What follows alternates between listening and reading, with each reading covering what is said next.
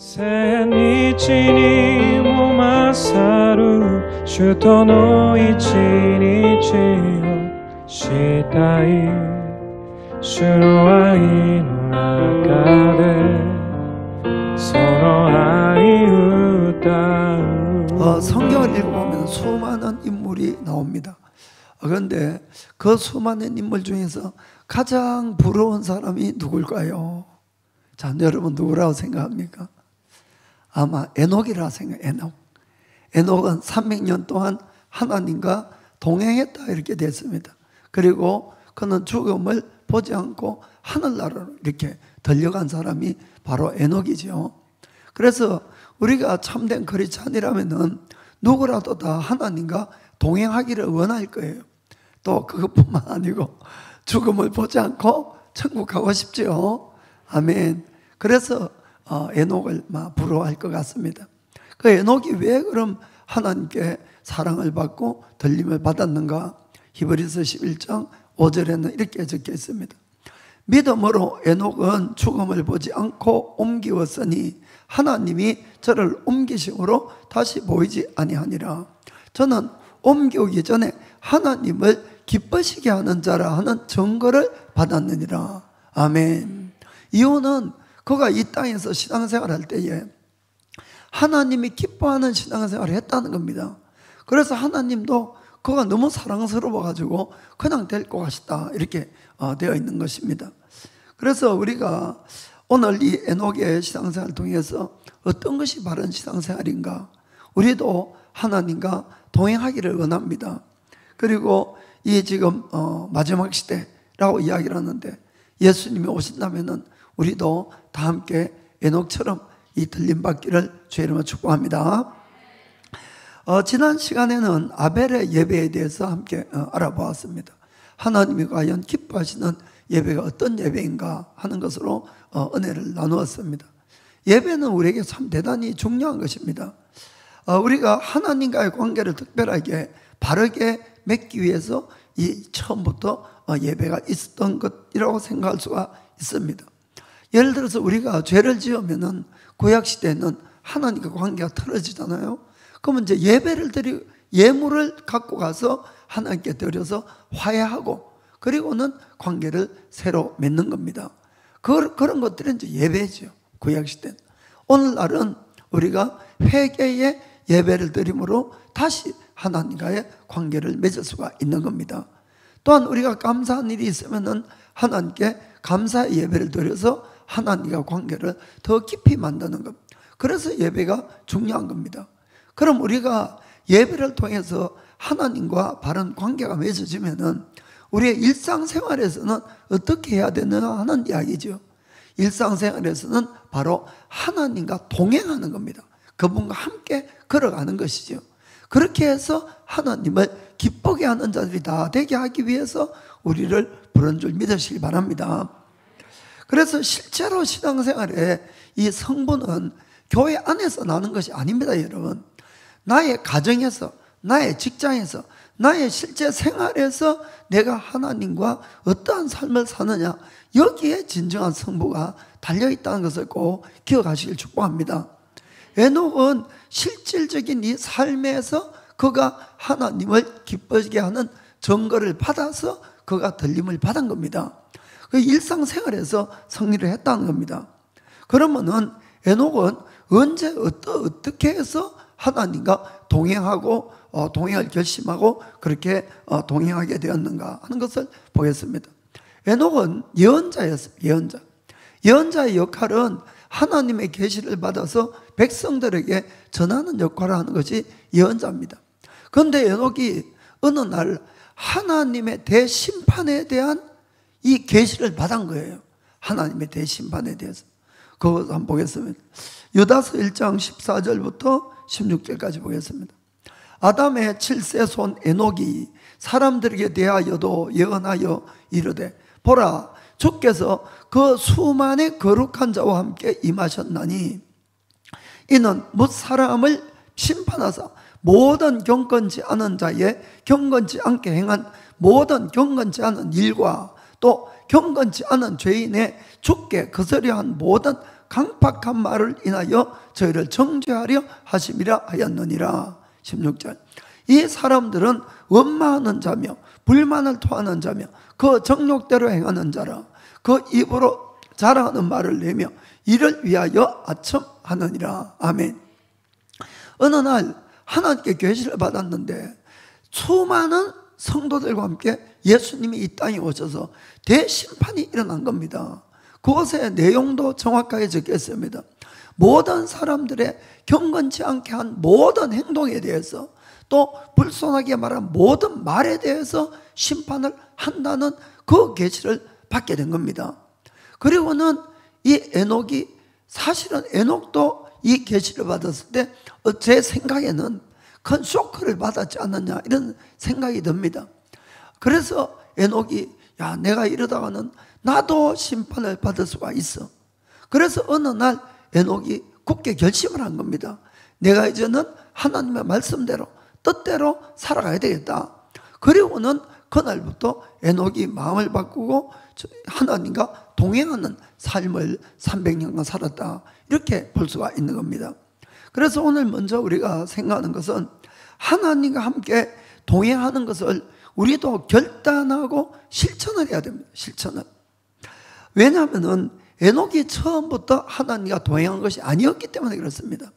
에녹도 그가 우리와 같은 평범하게 이렇게 쭉 살아가다가 어느 날 그가 주님과 동행하기를 결심하고 그가 출발한 것이 그의 65살 때였던 겁니다. 그러니까 여러분들 아직 찬스가 많지요. 아직. 자, 창세기 5장 21절부터 24절까지 보겠습니다. 에녹은 65세에 머두셀라를 낳았고, 머두셀라를 낳은 후에 300년을 하나님과 동행하며 자녀를 낳았으며, 24. 그가 365세를 향수하였더라. 에녹이 하나님과 동행하더니 하나님이 그를 데려가심으로 세상에 있지 아니하였더라. 아멘. 두 번이나 이 짧은 말 속에 에녹은 하나님과 동행했다, 이렇게 되어 있는 것입니다. 그런데 그가 하나님과 동행한 것은 그의 아들 머두셀라를 낳고부터, 그때가 65살이라는 겁니다. 그때부터 하나님과 동행했다고 이렇게 되어 있습니다. 그런 것은 그가 이 65살이 되기 전에는 하나님과 동행하지 않았다는 걸 이야기하고 있는 것입니다. 우리와 똑같다, 이런 이야기죠. 여기에 어떤 면에서는 우리가 소망이 있을 수 있습니다. 처음부터 에녹이 하나님과 동행했다 그러면 그 사람은 아주 우리하고는 다른 사람이야. 예. 에녹이니까 동행했지, 이렇게 되지만은 에녹도 우리와 똑같이 있다가 어느 날 결심을 했다, 이런 이야기입니다. 그리고는 동행을 시작한 것이죠. 300년 동안은. 아멘. 그러면은 왜 에녹이 머두셀라를 낳고는 이 하나님과 동행을 시작했는가? 저는 아까 우리가 유다서에 읽은 것처럼 그가 하나님으로부터 계시를 받고 나서 그랬다고 이렇게 저는 생각을 합니다. 그는 예언자이기 때문에 하나님의 존재를 물론 믿었지요. 하나님의 하나님을 아시고 하나님을 믿고 있었지만은, 그러나 심판에 대해서는 몰랐을 수도 있는 것이에요. 그렇지 않습니까? 우리는 지금 성경을 읽고 또 말씀을 들으니까 죽고 나서 심판이 있고 이런 것들을 성경을 읽으니까 알지만은 처음부터 아는 사람은 없지 않습니까?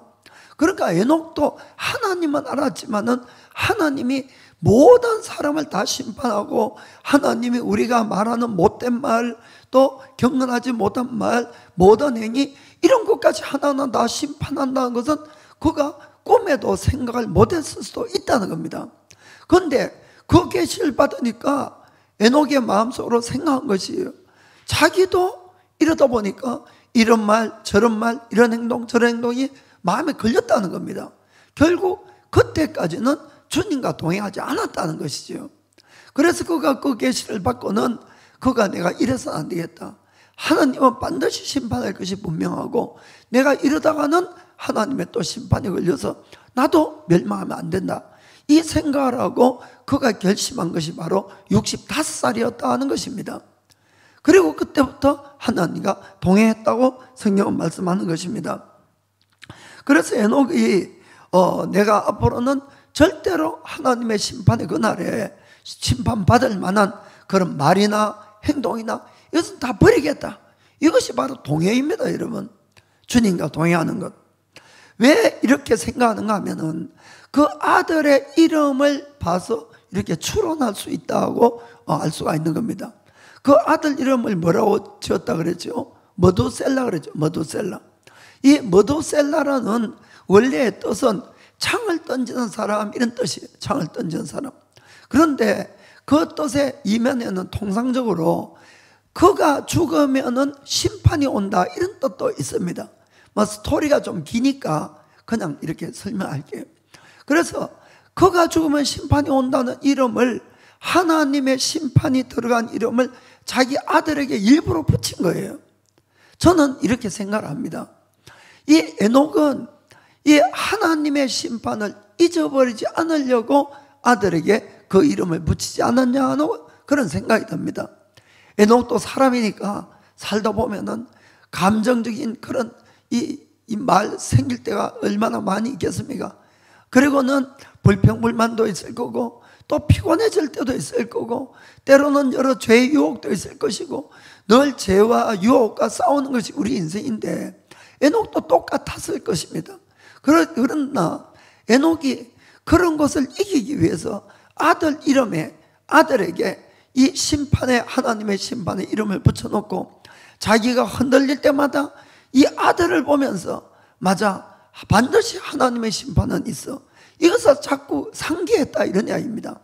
그러니까 이 아들을 보면서 그런 죄와 유혹과 싸워서 승리해서 갔다고 저는 믿고 있습니다. 그렇게 하루하루 살아서 300년을 그렇게 살았다고 볼 수가 있는 겁니다. 그런데 참으로 신기한 것은 이 머두셀라가 그러면은 정말로 죽었을 때에 하나님의 심판이 있었느냐 하는 그 이야기입니다.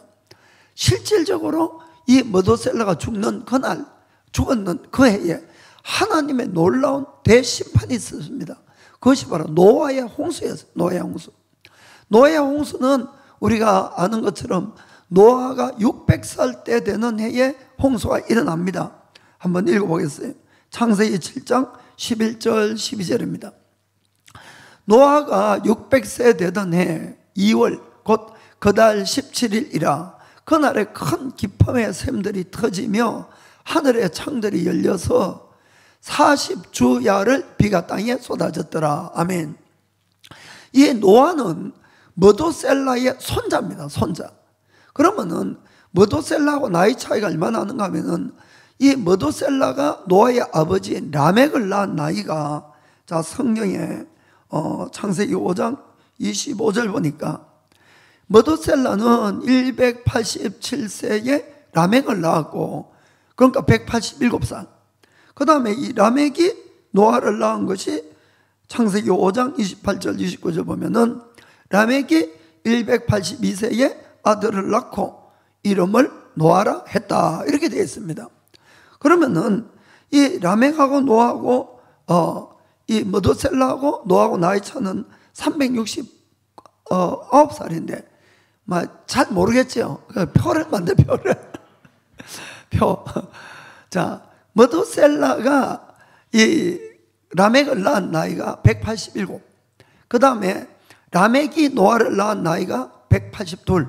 그럼 이 두 개를 더하면은 369. 그래서 머두셀라와 노아의 차이가 369살입니다. 그런데 노아의 600년 때에 뭐가 일어났다고요? 홍수가 나와, 홍수. 대홍수가. 그럼 머두셀라가 나이가 969살이에요. 그 해가. 그 해에 머두셀라가 죽은 겁니다. 그리고는 진짜로 노아의 대홍수가 일어난 거예요. 실질적으로. 자, 창세기 5장 27절 보니까, 창세기 5장 27절에 그가 969세를 향수하고 죽었더라. 이건 머두셀라입니다. 머두셀라. 여러분, 얼마나 신기합니까? 저는 이런 구절을 이렇게 읽어보면서 하나님의 정말 전지하고 전능하심을 곳곳에 이렇게 다 숨겨놓은 것을 볼 수가 있어요. 그러니까 에녹이 그가 하나님과 동행할 때 그때의 심판을 받죠. 사실은 계시를. 그러면서 앞으로 이 머두셀라가 태어날 때에 앞으로 969년 후에 심판이 날 것도 아마 알았을 수도 있어요. 그러니까 아들 이름을 머두셀라, 그가 죽으면은 심판이 온다, 이렇게 이름을 붙였다고 이렇게 볼 수가 있는 겁니다. 아멘. 그래서 왜 하나님은 이런 일을 하실까? 그것은 바로 우리가 하나님이란 그분을 믿게 하기 위해서 성경 이곳저곳에다가 이런 것들을 넣어 놓은 겁니다. 믿고 영생을 얻으라고 이렇게 하시는 것이에요. 아멘. 예수님은 우리를 위해서 죽으시고 부활하셨어요. 그리고는 부활한 그날 밤에 제자들에게 나타났는데 그때 도마가 없었죠. 도마가. 그래서 이 예수님이 부활했던 사실을 나중에 도마가 돌아왔을 때에 제자들이 예수님이 정말 부활하셨다고 그곳에 있는 10 제자들이 이야기를 하는데도 도마가 안 믿었죠. 도마가 뭐라 그럽니까? 내가 예수님의 그 못자국이 난 손에 내 손가락을 집어여보고 예수님 창 찔린 이 옆구리에 내 주먹을 여보지 않으면 믿지 않겠다, 이렇게 이야기한 것이에요. 그러자 예수님이 8일 후에 또 나타나셔서 그때 도마도 있었죠. 뭐라고 말씀합니까? 요한복음 20장 27절 보면은 도마에게 이르시되 너의 손가락을 이리 내밀어 내 손을 내보고 너의 손을 내밀어 내 옆구리에 넣어보라. 그리하고 믿음이 없는 자가 되지 말고 믿는 자가 되라. 아멘. 저는 이 구절을 읽을 때마다 저의 믿음 없음을 참 마음이 아플 때가 있어요. 믿음 없는 자가 되지 말고 믿는 자가 되라. 아멘. 정말 믿음 없는 자가 아니라 믿는 자가 돼야 되는 겁니다. 그래서 도마가 기절했지요. 28절에 도마가 대답하여 가로되 나의 주시며 나의 하나님이시니이다. 당신이야말로 나의 주여 나의 하나님이다 고백하니까 예수께서 가라사대 너는 나를 본고로 믿느냐? 보지 못하고 믿는 자들은 복되도다 하시니라. 아멘. 사랑하는 성도 여러분, 성경은 수많은 증거를, 하나님에 대한 증거를 우리에게 주고 있습니다. 우리가 봐서 믿는 것은 사실을 그냥 믿는 거예요. 보지 못하고 믿는 것이 진짜 믿음인 줄 믿으시길 바랍니다. 그래야 끝까지 가는 것이에요. 늘 어떤 체험을 통해서만 믿으려고 하면 안 된다, 이런 이야기입니다. 그분이 살아계시면 그분의 말씀을 믿고 끝까지 그 길을 걸어가셔야 되는 겁니다. 사도 요한이 이 성경을 기록한 목적에 대해서 그 다음 30절 31절에 이렇게 이야기를 합니다. 예수께서 제자들 앞에서 이 책에 기록되지 아니한 다른 표적도 많이 행하셨으나 오직 이것을 기록하면 너희로 예수께서 하나님의 아들 그리스도이심을 믿게 하려 하며 또 너희로 믿고 그 이름을 힘입어 생명을 얻게 하려 함이니라. 아멘. 믿어서 영생을 주려고 하나님이 한다는 것을 꼭 여러분 믿으시길 바랍니다.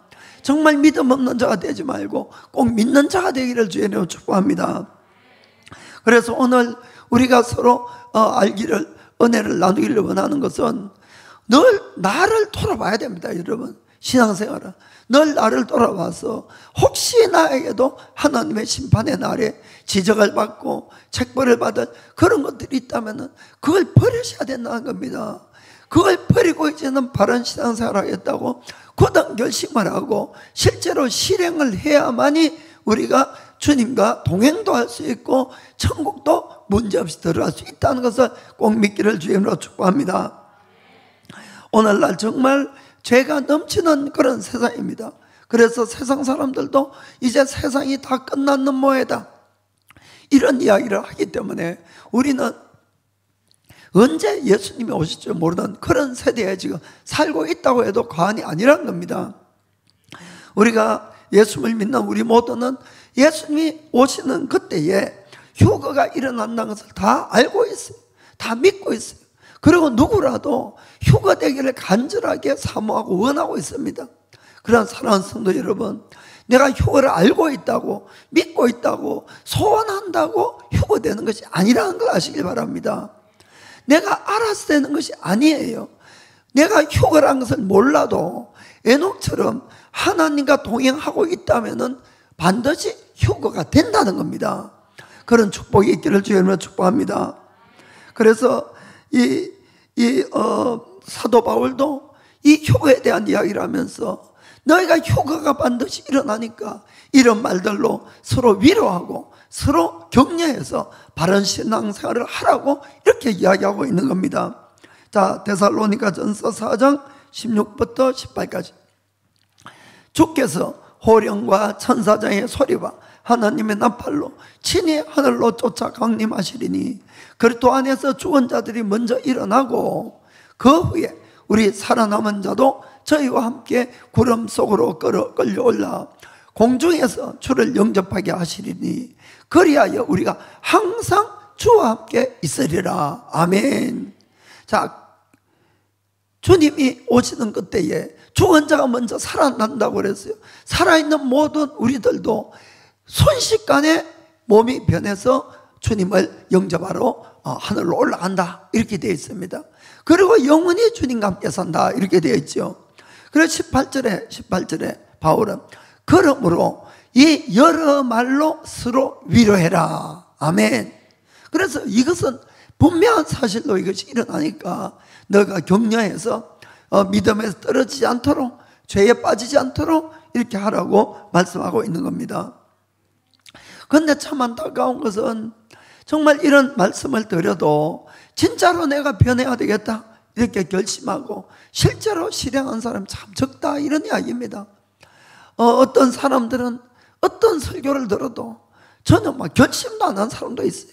그 결심하는 건 조금 나은 것 같지만은 그런 결심 가져야 되는 것이 아닙니다. 반드시 실행을 해야만이 내 것이 되는 것이에요. 아멘.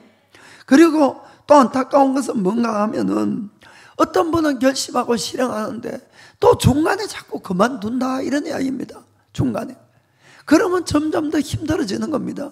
사랑하는 성도 여러분, 여러분들이 분명히 깨닫고 아셔야 되는 것은 뭔가 하면은 신앙생활을 잘 하다가 그만두거나 뒤로 가거나 후퇴하거나 이렇게 하면은 내가 예수님 믿기 전보다도 더 힘들어지고 내가 신앙생활 잘해보겠다고 결심해가지고 실행할 때보다도 훨씬 나빠진다는 사실을 꼭 명심하기를 주님으로 축복합니다. 제가 겁주는 것이 아니고 성경이 그렇게 적혀있고 실제로 그 일이 일어나는 겁니다. 베드로후서 2장 20절부터 보겠습니다. 만일 저희가 우리 주 되신 구주 예수 그리스도를 알므로 세상의 더러움을 피한 후에 다시 그 중에 얽매여지면 그 나중 형편이 처음보다 더 심하리니 처음보다 나빠진다는 겁니다. 21절에는 의의 도를 안 후에 받은 거룩한 명령을 저버리는 것보다 알지 못하는 것이 도리어 저에게 나으니라. 차라리 모르는 사람이 더 벌을 적게 받는다 이런 이야기입니다. 알고 죄를 지으면 더 심각해진다는 것을 여러분 아셔야 됩니다. 예수님도 똑같은 말씀을 합니다. 마태복음 12장 45절 보면은 이에 가서 저보다도 더 악한 귀신 7을 데리고 들어가서 거하니 그 사람의 나중 형편이 전보다 더욱 심하게 되느니라. 이 악한 세대가 또한 이렇게 되리라. 사랑하는 성도 여러분, 우리가 정말로 참된 거듭난 크리스찬이 됐다면 절대로 거꾸로 돌아갈 수 없다는 것을 정말 명심하셔야 됩니다. 절대로 거꾸로 돌아갈 수 없습니다.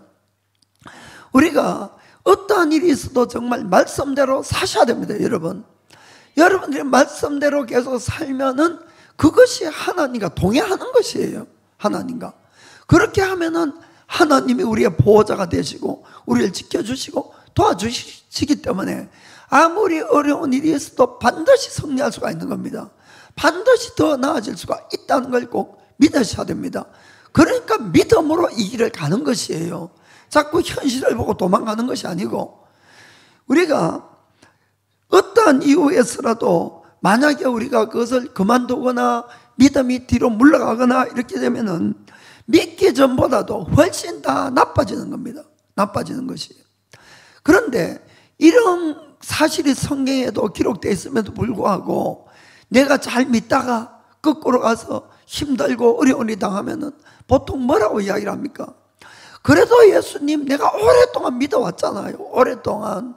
오랫동안 내가 예배도 드리고 헌금도 드리고 기도도 그때 열심히 하고 이렇게 이야기를 하면서 하나님께 입이 이만큼 나와가지고 불평하고 원망하고 이렇게 하는데, 여러분, 이건 믿음의 뜻을 몰라서 하는 것이에요. 믿음은 언제나 현재 진행형이라는 것을 꼭 명심을 하셔야 됩니다. 옛날에 아무리 믿음이 좋았고 옛날에 아무리 내가 헌신을 많이 해도 아무 소용이 없는 것이에요. 그건 진짜로. 지금 당신의 믿음이 어떻습니까? 그것을 늘 체크해 봐야 된다, 이런 이야기입니다. 지금 나의 믿음이 개판이면 하나님은 나를 개판으로밖에 못 본다는 것이에요. 옛날의 믿음으로는 절대로 우리가 천국을 갈 수도 없는 겁니다. 무슨 말인가 아시겠습니까? 지금 나의 믿음이 어떠냐? 늘 여기에 초점을 맞춰야 되는데, 내가 믿음에서 떨어지고 지금은 완전히 세상 짝하고 놀러 다니면서도 옛날에 그래도 내가 몇십 년을 교회 다니고 헌신하고 헌금하고 하나님 왜 그거 기억 안 해주시냐고. 아닙니다. 믿음은 현재형이에요. 그래, 나의 지금의 믿음이 어떠냐가 늘 중요한 것이고, 그것으로 하나님이 나를 늘 채점하시는 것이지, 옛날의 믿음으로는 안 된다는 걸, 이걸 정말 명심하기를 주님으로 축복합니다. 그래서 내가 지금 믿음이 완전히 떨어졌으니까 나한테 나갔던 귀신이 7 귀신을 데리고 나한테 더 들어오니까 내 형편은 나빠질 수밖에 없는 겁니다. 어떻게 주님이 나를 지금 내 믿음이 이런데 지킬 수가 있느냐 하는 이야기죠. 그러니까 지금 내가 하나님과 동행해야 된다는 것입니다. 지금 나의 믿음이 어떠냐가 늘 중요하다는 것, 이걸 꼭 여러분이 명심하기를 주님으로 축복합니다. 그래서 많은 사람들이 어떤 분은 동행하고 어떤 분은 떨어지는 그 이유가 어디 있느냐? 히브리서 11장 5절 다시 보겠습니다. 믿음으로 이렇게 되어 있는 거예요. 믿음으로. 아멘. 결국 참 믿음이냐 참 믿음이 아니냐가 결국 우리의 신앙생활을 늘 갈라놓는 것입니다. 이해가 되십니까? 한번 여러분 생각해 봅시다. 정말로 내가 천국과 지옥이 마음으로 굳게 믿어지고 하나님의 모든 심판이 마음에 굳게 믿어지면은 여러분 밖에 나갔다가도 두려워서 돌아오게 되어 있습니다. 그렇지 않습니까? 왜 계속 나갑니까? 계속. 그것을 안 믿는다는 그 뜻밖에 안 된다, 그 이야기입니다. 정말로 내가 하나님의 심판, 영원한 생명, 천국 지옥이 마음으로 믿어지면은 왜 내가 잘못된 것들을 고치려고 하지 않겠냐 하는 이야기입니다. 왜 조그마한 시험에 늘 시험에 들어가지고 신앙을 버리고 주님을 떠나고 누가 그 일을 하겠냐 하는 이야기입니다. 내가 밖을 나가더라도 다시 회개하고 돌아오지 않겠냐는 그 이야기입니다. 아멘. 그래서 성경은 늘 믿음의 문제다라고 우리에게 이야기하는 이유가 거기 있다는 걸 아시길 바랍니다. 예수님은 우리가 죄를 끊기를 촉구하고 있습니다. 예수님은 그걸 결단하라고 말씀합니다. 그래서 심지어는 예수님은 이렇게까지 우리에게 말씀한 거예요. 마태복음 5장 29절 30절 보면은 만일 너의 오른 눈이 너를 실족해 하거든 빼어내 버려라. 너의 백체 중 하나가 없어지고 온몸이 지옥에 던지지 않는 것이 유익하며 30절 또한 만일 너의 오른손이 너를 실족해 하거든 찍어내 버려라. 너의 백체 중 하나가 없어지고 온몸이 지옥에 던지지 않는 것이 유익하니라. 아멘. 어떻게 내가 죄를 지었다고 눈을 빼고 손을 자를 수가 있겠습니까? 그러나 이렇게까지 결단을 하라는 겁니다. 예수님은 결단해서 죄와 싸우고 죄를 버려야 된다는 겁니다. 그래야만이 우리가 주님과 동행이 가능하다는 것을 꼭 믿기를 주님으로 축복합니다. 우리는 에녹이나 노아, 모세, 다윗 이런 성경의 인물을 보면은 좀 기가 죽는 건 사실입니다. 우리가 그렇게 신앙생활하기가 어렵기 때문에 그렇습니다. 그리고 그분들을 볼 때는 저 사람들은 뭐 특별한 사람이니까 그렇게 살았겠지 이렇게 합니다. 그러고는 우리가 그래 살아라 그러면은 아유 그 사람들이니까 그래 살지 나 같은 사람이 어떻게 그래 살겠냐고 이렇게 생각하는데 사실은 사랑하는 성도 여러분 성경은 늘 그렇게 말씀하지 않고 있습니다. 우리에게 그 사람들처럼 살아라고 그 사람들의 본이 있다는 걸 꼭 명심하셔야 됩니다. 성경을 읽어보면은 그 사람들에 대해서 하나도 거짓이 없이 꾸밈이 없이 다 기록된 걸 볼 수가 있는 것이에요. 아 역시 그 사람들도 사람이었구나 하는 것은 알 수가 있습니다. 노아는 의인이었지만은 그는 어느 날 술을 잔뜩 취해서 벌거벗고 잠을 자는 그런 추태를 부리기도 했는 겁니다. 그것도 다 기록이 되어 있고, 아브라함은 사랑하는 자기 아내를 2번씩이나 두려워서 나 다른 남자에게 넘겨주는 그런 부끄러운 일을 한 것입니다. 다윗은 간음죄를 짓고 살인죄까지 지었습니다. 그런 것까지 하나하나 성경 감추지 않고 다 기록한 이유가 무엇입니까? 그들도 사람이었다는 겁니다. 사람이었답니다. 그러나 그들과 우리가 뭐가 다릅니까? 그들은 하나님에 대한 참된 믿음을 가졌다는 것이지요. 그것이 무슨 뜻입니까? 우리가 하나님을 진짜 믿는다는 뜻은 하나님과 그분의 말씀을 믿는 것이에요. 그러면 그분의 말씀대로 살아가는 것이 진짜 믿는다 그 뜻입니다. 그 결국은 그들은 하나님을 믿고 하나님의 말씀대로 살아간 사람들입니다. 그래서 너희들도 참 믿음이 있으면 그 사람들과 마찬가지로 반드시 하나님께 돌아올 것이고 그 말씀을 믿고 살 것이다.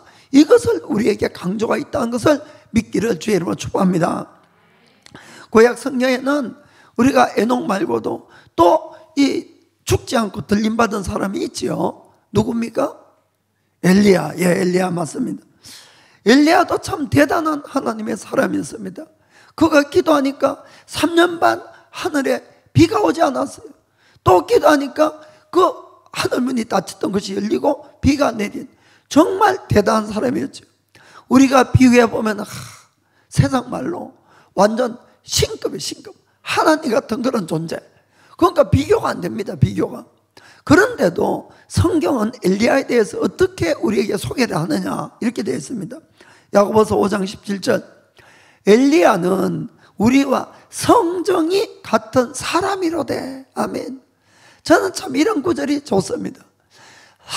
우리하고 똑같은 사람이래. 똑같은. 그가 특별한 존재가 아니고 똑같은 사람인데 저가 비 오지 않기를 간절히 기도한 적 3년 6개월 동안 땅에 비가 아니 오고 또 다시 기도한 적 하늘이 비를 주고 땅에 열매를 내었느니라. 아멘. 이 야고보 사도가 강조하고 싶은 건 뭡니까? 물론 여기서는 믿음의 기도를 강조하려고 합니다. 믿음의 기도. 그러나 엘리야가 특별해서가 아니고 너희들과 똑같은 사람이었다는 거예요. 사람. 그러나 그가 하나님에 대한 절대적인 믿음을 가지고 기도를 했기 때문에 하늘의 문이 닫히기도 하고 열리기도 했다. 는 걸 우리에게 이야기하고 해주는 겁니다. 아멘. 그래서 이 사람들은 특별해서 그렇게 살은 것이 아니고 너희들과 똑같지만은 참 믿음을 가졌기 때문에 끝까지 주님과 동행했다는 걸 말씀하는 겁니다. 아멘. 또 어떤 사람들은 하나님과 동행하기 위해서는 지금 나의 이 생활이 무리 안 된다는 겁니다. 안 돼. 하나님과 동행하려면 결혼도 하지 말고 자녀도 낳지 말고 세상 일도 다 하지 말고 수도성처럼 저 산속에 깊숙이 들어가서 매일 그냥 성경 읽고 매일 기도 전념하는 사람이나 가능할까? 아유, 우리같이 막 복잡하게 사는 사람 안 된다. 이렇게 이제 이야기하는 분도 아마 있을 것 같습니다. 그러면은 이 에녹은 어떤 상태에서 동행을 했는가는 걸 알아보겠습니다. 창세기 5장 22절 보겠습니다. 머두셀라를 낳은 후 300년을 하나님과 동행하면서 자녀를 낳았으며. 아멘. 일본어 성경에는 남자도 낳고 여자도 낳고 이렇게 적혀 있습니다. 자녀를 낳았다. 에녹은 우리와 똑같은 일상생활을 했다는 걸 알 수가 있습니다. 결혼해서 자녀도 낳아야 되고 이 자녀도 키워야 되고 또 얼마나 고민도 많겠습니까? 또 밖에 나가서 일도 해서 돈벌이도 해야 되고. 사랑하는 성도 여러분, 우리가 세상 일 한다고 결혼했다고 자녀가 있다고 동행이 안 된다는 거 거짓말이라는 걸 아시길 바랍니다. 그런 모든 일상생활 가운데서도 우리는 하나님과 동행할 수 있다는 것을 에녹을 통해서 볼 수가 있다는 겁니다. 아멘. 주님은 오히려 그걸 더 원할 수도 있는 것이에요. 정말로 완전히 떨어져서 생활하는 사람들이야 때가 떨어져서 뭐 하니까 혼자니까 또 편할 수 있겠지만은 자녀 있고 아내 있고 뭐 줄줄이 다 있는데 그것도 몇백 년을 살면서 자녀를 낳았는데 얼마나 힘들었겠냐는 이야기입니다. 그러나 동행을 할 수 있다는 걸 여러분 믿으시길 바랍니다. 지금은 정말 이 마지막 시대다 이렇게 이야기를 합니다. 정말 주님이 오시는 그날 여기 계신 모든 분들, 이 메시지를 듣는 모든 분들은 정말 다 주님과 동행을 결심하고 정말 여러분들이 다 들림받게 되기를 주의 이름으로 축복합니다. 자, 그러면은 하나님과 동행하기 위해서 세 가지만 간단하게 설명하겠습니다. 먼저는 언제나 하나님의 뜻에 나를 맞춰가야 됩니다. 하나님의 뜻에 나를 맞춰가야 된다. 당연하지만은 두 사람이 동행을 하기 위해서 제일 중요한 것은 마음이 맞아야 됩니다. 그렇죠. 마음이 맞아야 된다. 우리도 동행을 하는 사람 많지요. 생판 모르는 남자 여자가 만나가지고 결혼을 통해서 동행을 하고 있습니다. 동행을. 뭐가 제일 힘듭니까? 마음이 안 맞아서 힘든 일이 한두 가지가 아니지요. 그 마음이 안 맞으면 동행을 계속할 수가 없는 겁니다. 그래서 아모스서 보면은 3장 3절에 이렇게 되어 있어요. 두 사람이 의합지 않고서야 어찌 동행하겠으며 뜻이 맞지 않고는 어찌 동행하겠냐 이렇게 되어 있어요. 일본어 성경에는 사이가 좋지 않으면 어찌 동의하겠냐 이렇게 되어 있고, 영어 성경에는 서로 어글이 동의하지 않으면 어떻게 동의하겠냐 그렇습니다. 마음이 안 맞는데, 뜻이 안 맞는데 어떻게 동행이 가능하냐 이런 이야기죠. 하나님의 뜻이 있고 내 뜻이 있어요. 그러면은 어디에 맞춰야 되겠냐 하는 이야기입니다. 우리는 늘 하나님이 내 뜻에 맞춰서 내 소원을 이루어지길 바라지만은, 그러나 우리의 뜻은 전부 다 대부분이 이 땅의 그 뿐이에요. 솔직한 이야기로 이 땅에서 더 성공하고 더 잘 먹고 잘 살고 이런 것들이지 뭡니까? 하나님의 뜻은 우리에게 영생을 주는 겁니다. 아멘. 그래서 우리의 뜻이 아니라 하나님의 뜻에 나를 맞출 때에 나는 영생을 얻을 수 있다는 사실을 꼭 기억을 해야 됩니다. 그래서 구원받은 우리에 대한 하나님의 소원, 뜻은 뭔가 하면은 우리가 어디를 가더라도 이제 빛의 자녀로 사는 것이에요. 빛의 자녀. 그것이 바로 하나님의 말씀대로 사는 것이 빛을 내는 겁니다. 그 말씀대로 살아라. 그리고 마음으로부터 하나님의 나라, 그의 의를 제일 먼저 구해라. 이것이 공통적인 하나님의 뜻이죠. 그러나 이게 참 쉽지는 않습니다. 우리가 일상을 살아가다 보면은 정말 우리가 이 감정이 올라올 때도 많고, 나의 이익이 걸리는 부분도 많고, 또 나의 육신적인 정욕이 올라올 때도 많고, 이런 것과 하나님의 말씀이 반대될 때가 너무나 많지요. 이것과 싸워야 되기 때문에 쉽지는 않다 이런 이야기입니다. 그러나 그래도 우리가 이걸 싸워야만이 동행이 가능한 것이에요. 예를 들어서 우리가 나에게 아주 큰 손해와 아주 심한 피해를 준 사람이 있다고 합시다. 그럼 우리가 막 감정이 끌어오르고 정말 하라 그러면 막 속 시원하게 있는 대로 없는 대로 욕 다 하고 그리고는 막 저주하고, 그 사람 만나면 반 막 죽일 때까지 때리면 안 되겠죠. 그냥 반 때려 죽이고 싶어. 그런 마음이 드는 건 사실이에요. 이거는 누구라도. 그런데 자, 그러면 하나님의 뜻은 뭐냐? 성경은 뭐라고 이야기하냐? 하나님이 우리 보고 그래, 내가 네 억울한 심정 아니까 그래, 욕 실컷 하고 막 두드러 패고 이렇게 해라. 그것은 아니지 않겠습니까? 성경은 이렇게 이야기합니다. 너희 원수도 사랑하고 너희 핍박하는 사람을 위해서 너희가 기도해 주라. 너희가 친히 원수 갚지 말고, 원수 갚는 것은 하나님의 진노하심에 맡기라. 악을 악으로 갚지 말고 오히려 너희가 선을 가지고 악을 이기라. 이게 바로 말씀이지요. 이게 하나님의 뜻입니다. 우리 감정하고 얼마나 이게 어긋납니까? 바로 여기에 우리가 싸움이 필요하다는 겁니다.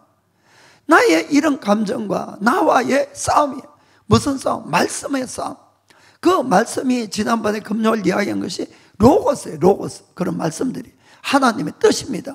그럼 그 말씀을 들고 내가 나와 나의 감정과 싸우는 겁니다. 그러면은 이 몸부림친다 표현이 오히려 맞을 수도 있어요. 말씀대로 살아보겠다고. 여러분, 이런 노력은 우리에게 필요한 겁니다. 이런 노력은 절대로 율법주의가 아니라는 걸 아시길 바랍니다. 내가 위선자라서 그렇게 하는 것이 아닙니다. 내가 믿음으로 살아보겠다고 몸부림치는 거라는 걸 아시길 바랍니다. 내가 이 말씀을 붙들고 말씀대로 살려고 몸부림칠 때 뭐가 생깁니까? 나의 믿음의 받침대를 만드는 것이에요. 믿음의 실상을 만드는 것이에요. 뭐 하기 위해서? 그 위에 하나님의 은혜를 받기 위해서, 하나님의 레마를 받기 위해서 그렇습니다. 그렇게 해서 내가 몸부림칠 때에 하나님이 합격되면은 그 위에 레마를 부어주세요. 정말로. 그러면은 나의 이 말씀에 대한 믿음이 사실이 됩니다. 사실이. 그러면은 우리 마음이 큰 평강이 임하고 용서할 수 없는 사람이 용서가 되는 거예요. 여러분, 사랑할 수 없는 사람을 사랑할 수 있게 된다는 겁니다. 이게 바로 하나님이 하는 역사라는 것이에요. 우리가 해야 되는 일이고. 아멘. 우리가 예수님의 예를 보겠습니다. 언제나 예수님은 우리의 모범이십니다. 예수님도 하나님의 뜻을 아셨어요. 그것은 예수님 자신이 십자가에서 죽는 것이었어요.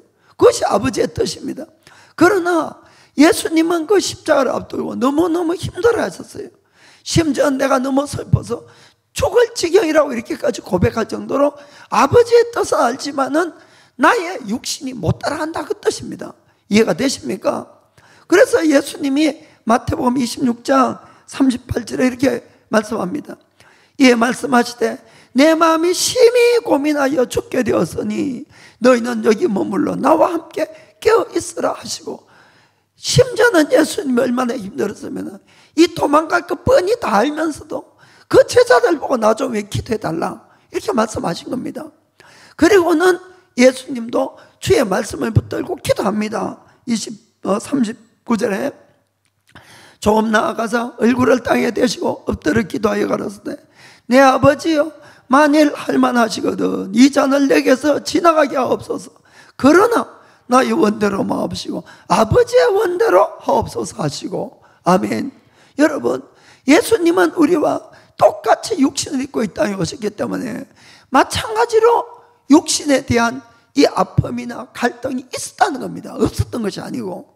그러나 그 자기의 원이 아니라 아버지의 원을 붙들고 승리하기 위해서 몸부림치는 모습이 바로 여기 있다, 이런 이야기입니다. 이해가 되십니까? 하나님의 뜻 로고스를 붙들고 땀방울이 핏방울이 되게끔 1시간을 열심히 기도하셨지만은 마음에 평강이 안 왔다는 거예요. 레마가 안 왔다는 뜻입니다. 이해가 되십니까?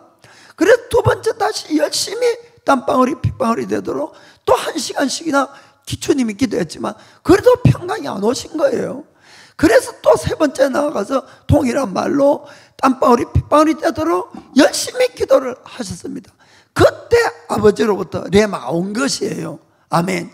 그러자 예수님이 당당하게 자기를 잡아러 오는 사람을 향해서 걸어갈 수 있다, 이런 이야기입니다. 아멘. 누구라도 믿음의 싸움이 있다는 것이에요. 그냥 되는 것이 아니라는 걸 여러분들이 꼭 명심하시기를 부탁드립니다. 그래서 우리가 하나님과 동행하기 위해서는 늘 아버지의 뜻이 뭔지 알고 그 뜻이 내 뜻이 되게 해야 되는 겁니다. 그래서 마음을 맞춰가야 되는 것이에요. 아멘. 그렇습니다.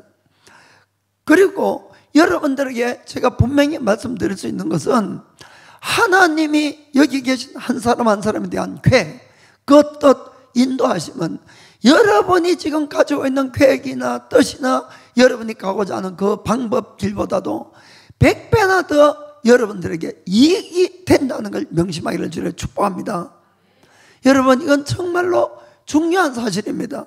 하나님께 부름을 받고 우리가 또 주의 말씀대로 살려고 하면은 대부분의 사람들은 죽는 줄 알아요. 죽는 줄. 이제 내 인생은 다 끝났어. 재미도 다 끝나고 앞으로 남은 거는 그냥 십자가 길만 있는 것처럼 이렇게 생각하시는데 절대로 그것이 아니라는 걸 아시길 바랍니다. 저희들도 처음 부름을 받았을 때는 그런 생각이 들었어요. 이제 세상 재미 다 끝났구나. 저는 제 뜻이 안 이루어진 것이 너무나 감사합니다. 그리고는 정말로 부족하지만은 그래도 하나님의 뜻을 붙들고 몸부림쳐 오니까 너무 행복한 것이에요. 너무 행복한 것이에요. 아멘. 여러분, 정말 그렇습니다. 제가 쭉 지나보니까 하나님이 저에게 세운 그 뜻, 계획이야말로 가장 좋았던 것이고 하나님이 그때그때 인도한 그 방법이 가장 저에게 유익되고 좋았다는 걸 깨닫게 됐습니다. 그래서 여러분들도 꼭 그 길을 가기를 꼭 주의 이름으로 부탁드립니다. 제가 보니까 아직도 만 65대라고. 에녹하고 똑같은 나이가 됐어요. 제가 이제 주님과 동행하려고 아예 작정을 했습니다. 아멘. 그래서 동행합시다. 아멘. 자, 아멘. 그래서 이게 믿음의 문제라고 성경은 늘 말씀하는 것이, 하나님의 그 모든 것들이 믿어지면은 그 길을 갈 수가 있는 겁니다. 아멘. 자, 두 번째는 우리가 예수님의 신부로서, 예수님에 대한 사랑과 거룩함을 늘 지켜야 됩니다. 사랑과 거룩함을 지켜라. 우리가 성경적으로 하면은, 여러분, 성경적으로 예수님은 우리의 신랑이고 우리는 예수님의 신부입니다. 그렇죠? 그 사이에. 그런데 부부 간에도 여러 가지 문제로 갈등이 있고 이 다툼이 있습니다. 그런데 많은 죄들도 있겠지만은 그 중에서 절대로 해서는 안 될 이 죄가 뭔가 하면은 간음의 죄입니다. 여러분, 그러면은 두 사람 관계에 신뢰 관계가 완전히 깨지는 거예요. 무슨 말인지 아시겠습니까? 아무리 사랑한다 해도 그 사랑을 어떻게 믿을 수가 있냐, 이런 이야기죠. 그러면은 예수님이 우리에 대한 사랑은 이미 증명됐어요. 그분은 자신의 목숨을 들여서 우리를 사랑했어요. 나를 사랑했다, 그 뜻입니다. 그러면은 우리도 주님에 대해서 신랑 되신 예수님께 나의 목숨을 다하도록 사랑해야 된다는 겁니다. 그분이 가장 나에게 있어서 귀한 존재가 되어야 된다, 그 뜻이죠. 아멘. 그런데 우리가 신앙생활을 하면서 우리가 예수님보다 점점 더 사랑한 것들을 가질 수도 있는 것이에요. 그 전부터 가질 수도 있고, 사람일 수도 있고, 돈일 수도 있고, 명예일 수도 있고, 뭐 물건일 수도 있고, 가족도, 심지어는 자기 자신일 수도 있다는 겁니다. 그러나 사랑하는 성도 여러분, 예수님보다 더 사랑하는 그것이, 그 행위가 바로 간음하는 것이고, 그것이 바로 우상숭배라는 걸 아시길 바랍니다. 왜 이것이 절대적으로 안 되는가 하면은, 사람은 자기가 가장 사랑하는 걸 결국 최종적으로는 선택하게 되고 따라가게 되기 때문에 그렇다는 것입니다. 그래서 성경에 보면은 가끔 아주 슬픈 이 구절들이 있는데, 그 중에 하나가 디모데서 4장 10절 보면은 이런 이야기였어요. 디모데후서에 데마는 이 세상을 사랑하여 나를 버리고 데살로니가로 갔고. 아멘. 데마는 다른 데도 나옵니다. 여기뿐만 아니고. 그런데 참 그는 주님의 제자였음에도 불구하고 결국은 이 세상을 더 사랑해서 간 겁니다. 그걸로. 바울은 이때 로마의 이 지하 감옥에, 차디찬 그 감옥에 있었어요. 거기에서 이 편지를 쓴 겁니다. 그런데 이 바울의 그런 것들을 보고 데마는 마지막에는 세상을 사랑해서 가버린 겁니다. 여러분, 이러면 안 된다는 것이죠. 이 야곱 사도는 세상을 사랑한 것에 대해서 아주 엄격하게 이야기를 합니다. 야고보서 4장 4절 보겠습니다. 간음하는 여자들이여, 세상과 벗된 것이 하나님의 원수임을 알지 못하느뇨. 그런즉 누구든지 세상과 벗이 되고자 하는 자는 스스로 하나님과 원수되게 하는 것이니라. 아멘. 세상을 사랑한 것을 간음한다, 이렇게 표현을 했다는 겁니다. 여러분, 이건 참 중요한 이야기입니다. 제가 말씀을 드릴게요. 이 가룟 유다는 예수님의 12제자 중에 한 사람이었어요. 그런데 왜 배반했습니까? 성경에 분명히 적혀있지요. 그는 늘 도적질을 해갔다, 이렇게 되어 있어요. 그는 결국은 돈을 예수님보다 더 사랑했던 사람입니다. 그러니까 마지막에 결국 돈을 따라서 예수님 배반하고 떠나버린 것이에요. 그런데 마지막 만찬 후에 예수님을 배반한 것은 유다뿐만 아니고 다 배반했어. 다 배반. 특별히 그 중에서 이 성경에 기록된 것은 베드로의 배반이지요. 베드로도 유다도 똑같이 배반했지만은, 그러나 유다는 완전히 떠났고 베드로는 돌아왔습니다. 그 차이가 어디에 있습니까? 유다는 예수님보다 돈을 더 사랑한 것이에요. 그러니까 완전히 떠나버렸고 예수님께 못 돌아온 겁니다. 무슨 말인지 아시겠습니까? 그러나 베드로가 배반한 것은 예수님을 안 사랑해서가 아니라 너무 무서워서 배반한 거예요. 주님은 여전히 사랑했던 거예요, 마음속에. 그러니까 다시 돌아왔다, 그 뜻입니다. 여러분 아시겠죠? 결국은 내가 누구를 제일 사랑하느냐, 여기에 우리의 최종 목표지가 결정이 되는 겁니다. 우리는 정말 예수님을 가장 사랑해야 됩니다. 그래야만이 주님께 마지막에 갈 수가 있는 것이에요. 주님보다 다른 걸 더 사랑하는 것이 왜 안 되는가 명백하게 여러분이 아셔야 됩니다. 아멘. 그래서 주님은 베드로를 다시 만났을 때 무엇을 회복시켜서 베드로의 믿음을 회복시킵니까? 바로 그의 사랑이었어요. 베드로야, 네가 이 사람들보다도 나를 더 사랑하느냐? 이걸 물으시잖아요. 그것도 3번 예수님이 물으셨어요. 베드로가 아마 3번 예수님을 부인했기 때문에 그런 것 같습니다. 그리고는 이 베드로가 주께서는 내가 주님을 사랑하는 줄 아실 거라고. 그러고는 그게 이 사랑이 회복되고 믿음이 회복되는 것을 우리가 볼 수가 있는 겁니다. 그래서 우리가 여러분 정말 하나님의 사랑을 깨달으셔야지 나도 하나님을 사랑할 수가 있는 것입니다. 그 사랑이 얼마나 깊은지 그 사랑을 깨닫게 되기를 주님을 축복합니다.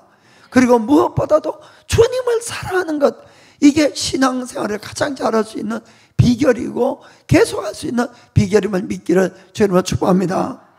마지막에는 매일의 하나님과의 교제가 기쁨이 있어야 됩니다. 기쁨이. 우리가 다만 천국을 가고 싶기 때문에 또 휴거를 당하고 싶기 때문에 우리가 의무감으로 또 억지로 또 불안하기 때문에 신앙생활을 잘하는 것, 이것은 얼마 가지를 못한다는 것을 우리가 아셔야 됩니다. 가끔 이런 또 말씀을 들으면 쇼크를 받아가지고 그날부터 열심히 또 안 읽던 성경책이 있고 또 열심히 기도도 하고 또 열심히 바로 살아보려고 애를 쓰고 이렇게 하는데 조금 지나면 역시 힘들잖아요. 그리고는 재미도 없고 세상 말로. 그러면 또 이제 설검설검 뒤로 가다가 그만두는 그런 사람이 참 많이 있습니다. 결국 이게 계속 이렇게 되풀이하는데 여러분, 그렇게 해서는 절대로 하나님과 동행이 안 됩니다. 이거는 신앙생활 자체가 기쁨이 있어야 되는 것이에요. 만일에 우리가 예수님 믿고 기도하고 성경 읽고 바르게 사는 것이 기쁨이 오면은 이것은 얼마든지 할 수 있는 겁니다. 얼마든지. 그렇지 않겠습니까? 누구라도 동행이 가능한 것입니다. 저는 이런 생각을 해봤어요.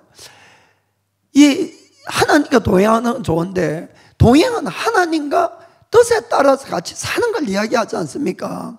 여러분, 지금까지 몇 번 미끄러졌습니까? 이 짧은 인생 속에서.